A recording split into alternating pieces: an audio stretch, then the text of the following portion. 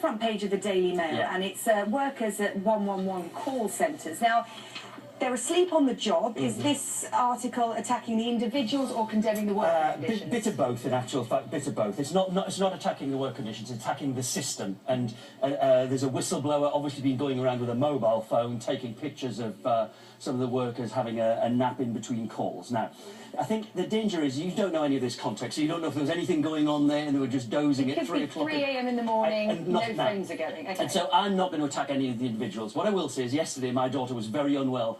We've been on a ski trip, she came back, got a terrible temperature, terrible fever, really, really unwell. And so we rang 111 at probably 3 o'clock in the afternoon. Somebody pick up straight away? Somebody picked up straight away, and the person that we spoke to was really nice, really helpful. Now, first of all, the system's crackers, because the first thing, you know, they have to go through this protocol. Is the child alive? Well, is the child breathing? If she was breathing, I wouldn't be dialing 111. But you have to go through all of this, and it's a specific... Because they're not doctors or medics in the first instance. So they can't deviate from script. They're simply going down. So you have to go through all of this.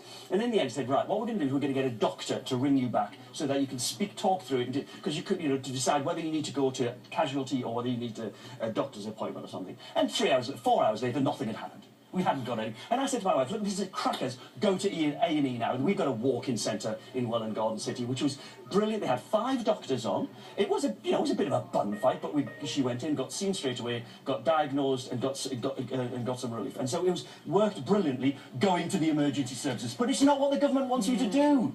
They want you to use this damn helpline, and the system doesn't work. And I think it was at 8:30 at night. We got a call saying you're still in a queue.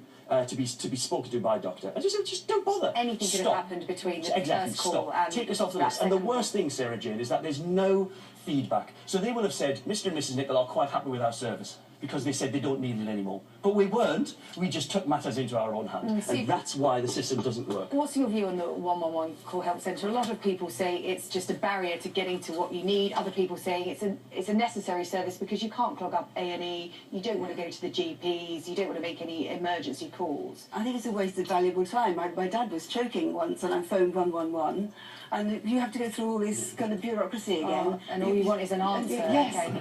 And, you know, obviously they want to play it safe, so in the end they end up telling you what you should have done in the first place, which was to go to A&E. Exactly. It sounds like both of your situations though were quite worrying. I mean, if it was something a little bit less stressful, you know, a proper cut in a knee or something like that, would the 111 service not have worked? Well, but it would have, but the whole point is that you don't get to speak to a doctor. You get triaged by somebody on a computer going through a form, which is understandable. If you've got 500,000 calls in a day, I can understand that. But then the system doesn't work because nobody calls you back. It's like phoning a bank or something. You know, we are on hold.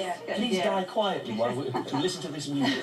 It's crackers. Sue, this is a rather upsetting story in the Telegraph. 4 in 10 people in nursing homes are suffering